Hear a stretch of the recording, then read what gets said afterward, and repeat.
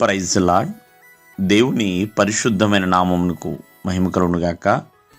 దేవుని పేరట మీ అందరికీ శుభాభివందనాలు. ఈ ఉదయకాలము దేవుని వాక్యాన్ని విందాం. కీర్తనలు 127:4. యవ్వన కాలమందు పుట్టిన కుమారులు బలవంతుని చేతిలోని బాణములు వంటి వారు.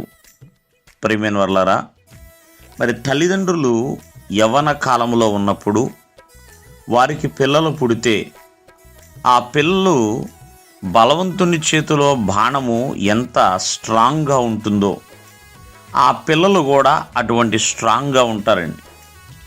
చూడండి, బలవంతుని చేతిలోనికి ఒక విల్లు కానీ ఒక బాణం కానీ వెళితే తనకున్న సామర్థ్యాన్ని బట్టి అంట అది చేరవలసిన గమ్యానికి చేరుతుంది. ప్రియమైన వాళ్ళ ఆ బాణం అదే గనక సామర్థ్యం లేని చేతి వానికి బాణము వెళ్ళినా అది ఉపయోగకరంగా ఉండదు. కాబట్టి తల్లిదండ్రులు యవ్వన కాలంలో పుట్టిన పిల్లలు ఎప్పుడు కూడా బలవంతులే, ఎప్పుడు కూడా బాణాలు వంటి వారే.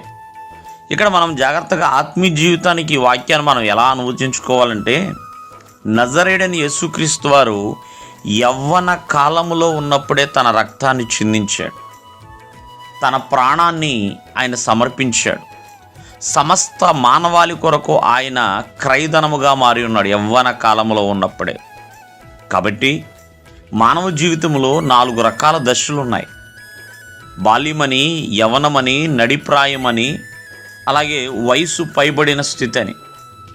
మరి వీటన్నిటిలో యవ్వన కాలం అనేది చాలా ప్రాముఖ్యము. ఎప్పుడైతే నువ్వు యవ్వన కాలములో బలవంతుడైన దేవుని చేతిలోనికి వస్తే ఒక బాణము వలె ఉంటావు. దేవుడు నిన్ను అంత దృఢముగా మారుస్తాడు. అంతేకాదు, అంతగా దుష్టుణ్ణి ఎదిరించే బాణముగా ఉంటావు.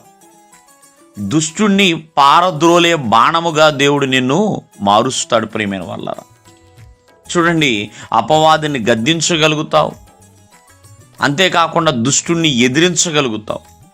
కాబట్టి యవ్వన కాలములో ఉన్నప్పుడే ప్రభువు చేతిలోనికి రావాలి. ఎందుకంటే ప్రభువు బలవంతుడైన దేవుడు. ఆ బలవంతుడైన చేతిలోనికి వెళితే ఒక బాణం వలె దేవుడు నిన్ను మలచగలుగుతాడు. అంత దృఢముగా, అంత స్ట్రాంగ్గా. ఎందుకంటే దేవుడు సామర్థ్యం కలిగిన దేవుడు అండి. షద్రక్, మెషక్, అబేద్నెగోలు అంటారు, మా దేవుడు సమర్థుడు, తప్పించి రక్షించుటకు సమర్థుడు అన్నట్లుగా. వారి యవ్వన కాలంలో ఉన్నప్పుడే బలవంతుడైన దేవుని చేతిలో ఉన్నారండి. కాబట్టి ప్రతి ఒక్కరు కూడా బలవంతుని చేతిలో ఉంటే ప్రతి పిల్లలు కూడా, ప్రతి యవనస్తులు కూడా బాణాలు వంటి వారి. అంతేకాకుండా యవ్వన కాలం అయిపోయిన తర్వాత నడిప్రాయం వచ్చి బాధ్యతలు పెరిగి ప్రభువుకు సమర్పించుకోలేక, ప్రభువు చేతిలోనికి రాలేక, వయసు పైబడిన తర్వాత ప్రభువా ఆరోగ్యం ఇస్తే నాయన నీ బిడ్డగా జీవిస్తాను, ఇవన్నీ కూడా చేతకాని మాటలేనండి. కావున ఈ ఉదయకాలంలో ఆలోచించండి. ప్రభువు చేతిలో ఉంటే, బలవంతుని చేతిలో ఉంటే నువ్వు ఒక బాణమే. ఎంతోమంది భక్తులు బలవంతుని చేతిలోనికి వెళ్ళారు, వాళ్ళు బాణాల వలె దృఢంగా ఉన్నారు. దేవుడు మిమ్మల్ని ఆశీర్వదించునుగాక. ఆమేన్.